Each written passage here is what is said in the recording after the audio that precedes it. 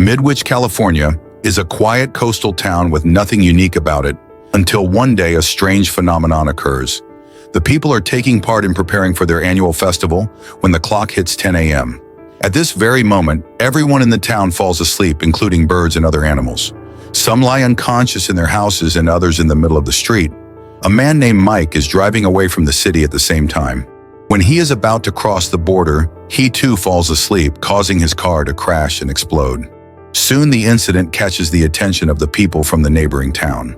Police and forensic doctors come to investigate, but everyone who crosses the border falls asleep instantly.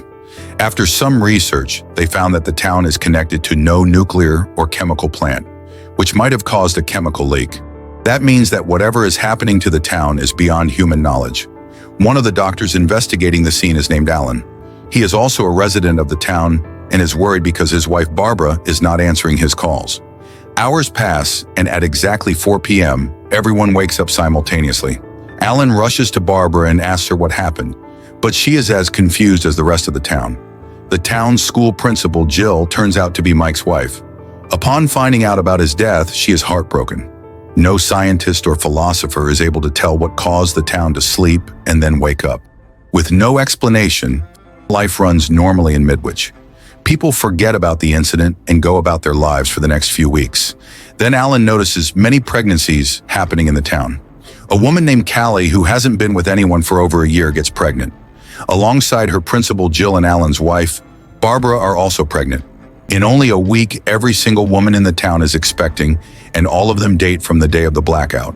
An epidemiologist working for the federal government named Susan is sent to the town to investigate the pregnancies. She offers them $3,000 per family from the government's side if they decide to keep the baby.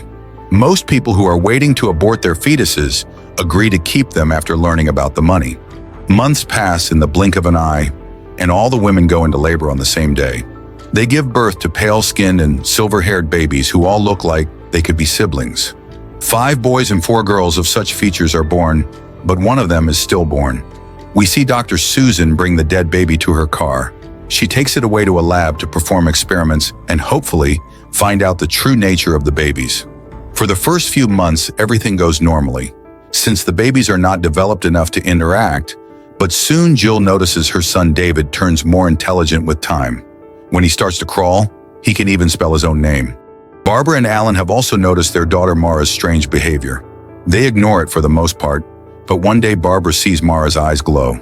The little girl hypnotizes her mother and makes her dip her arm into boiling water. Barbara is saved when Jill arrives at the house, but the incident never leaves her mind. She starts being scared of her daughter so much so that her thoughts go into a very dark place. Hence, one day she goes to the cliff near their house and commits the unthinkable. Alan is heartbroken by his wife's death. He knows that Mara had something to do with it, but he refuses to talk about it with anyone. Meanwhile, Dr. Susan has been observing the children closely ever since their births. She and the people from the government research team are in a meeting. They discuss the changes in the behavior of the children and come to the conclusion that the increasing number of accidents and deaths might be related to them. They have also observed that Alan's daughter Mara is the leader. They assume she can read people's thoughts and act accordingly to them, but have yet to prove the theory. Alan has long since lost interest in the research program, not wanting to know the truth about his daughter. However, Dr. Susan thinks he can be an asset to the experiment and wants to bring him back. A few more years pass, and the children grow up. Even at 5 years old, they are more intelligent than most adults. They always walk in a line paired up with their partners, except for David, whose partner died at birth. People look at them in the street and know that they are not normal, but no one is brave enough to cross their paths. One day, Mara tries reading Dr. Susan's mind and figures out that she has found a way to block her thoughts. The children decide to stay aware of her after that. They have to go through monthly health checkups to ensure nothing significant has changed in their bodies. In one of those checkups, a doctor accidentally hurts a girl's eye. As a result, Mara hypnotizes her and makes her pour harmful chemicals into her own eyes.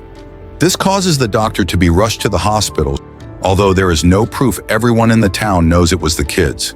Jill is worried about her son, but she cannot let the deaths and accidents slide away. Hence, she suggests that Alan teach the special children away from the rest of the children in their class. Alan thinks there is nothing he can teach them, but Jill argues that they have to learn humanity. After the conversation, Alan walks to his daughter and holds his hand out to her. However, Mara simply walks away. She doesn't have an ounce of compassion in her, which Alan refuses to acknowledge. At night, Jill tries brushing David's hair, but he doesn't let her. He claims that there is no need for her to be emotionally invested in him because emotions are useless. He reads her mind and finds her thinking about her late husband. The mother and son resonate with each other because David too lost his partner at birth. The following day, Mara and the group are walking in line as always. Suddenly, David does something that no one from the group has ever dared to do. He walks away without Mara's permission. Mara thinks it is strange but doesn't stop him this time. David goes to the cemetery to look for his partner's grave. There he finds the woman who had lost the baby at birth. She hates all the special children because they remind her of the child she lost.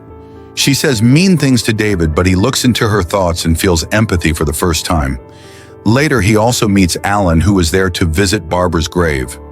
David reveals that he is here to visit his partner, which surprises Alan because David was never told about the stillborn. As they chat, the kid finds out that Alan has also lost someone important to him. He holds Alan's hand, acting on his emotional urges. This gives Alan hope that special children can change if taught to have emotions. He agrees to be their teacher and arranges their first class the next day. While studying anatomy, the children repeatedly say the eyes are the window to a person's soul.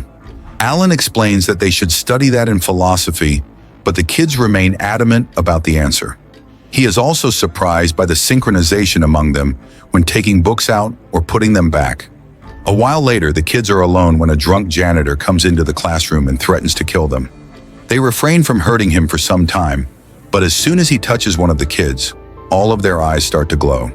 The man is then made to climb a ladder and jump onto a vehicle. The stick he was holding stabs him in the chest, causing him to die immediately. The next day, Alan goes to Susan and asks her what progress she has made in her research. Susan reveals that their town isn't the only one going through the same situation. In fact, several small villages around the globe have had blackouts and pregnancies following them. She then brings Alan to a secret room and shows him the infant that was stolen a long time ago. The experiments performed on the baby have brought out its original form, which is one of a strange alien creature. After the meeting, Alan returns home and finds Mara packing her belongings. She and the special kids want to stay in a barn away from the town. She orders Alan to bring supplies for them and doesn't care to explain further. All parents reluctantly bring their children to the barn, scared of what will happen if they refuse. The following day, a man named Bill comes to the barn to meet his daughter. He claims that he has the right to take her back, but the special children do not like that. When he refuses to leave them alone, they hypnotize him and make him crash his car into a fuel tank. At the same time, Susan comes to Alan and reveals that the government is planning to bomb the entire town to get rid of the kids. She is running away, and so should Alan. Alan quickly goes to the children and asks them to live in harmony. If they don't, they will be killed. However, Mara declares that emotions are for the weak. Instead, she asks him to bring everyone a supply box, which they will use to move far away from the town. A while later, Mara stops David and asks him about his strange behavior. Before David can explain himself, the town pastor is caught in the bushes, pointing his gun at Mara. The kids kill him as well. When it gets dark, the children find Dr. Susan in the clinic's hallway. This time, her mask slips, and the group finds out she is the one who stole the stillborn. They take her to the secret lab and make her stab herself. Meanwhile, the entire town gathers outside the barn to destroy it and retaliate against the special children. But the children attack the protesters and kill them all in no time. A woman is burned to death after being hypnotized. Alan and Jill meet each other and decide that it is about time the children die, because if not, others will. Alan doesn't want to put Jill's life in danger, so he runs away. After locking her inside a room, he enters the barn with a box of explosives. The children are now ready to move, but one thing leaves Mara uncomfortable. She cannot read Alan's thoughts because he is blocking them with a wall. At the same time, Jill arrives at the back of the room and tries to take David away. The children spot her, but they cannot focus on two people at the same time. Mara tries her best to find out what is behind Alan's brain wall. Just when she sees the explosives, the vision becomes reality and kills everyone except David and Jill. In the last scene, we see David and Jill driving away to a different city. Jill is hopeful that they can start a new life leaving Midwich behind, but they probably can't because they just blew up a bunch of kids. Thank you for watching.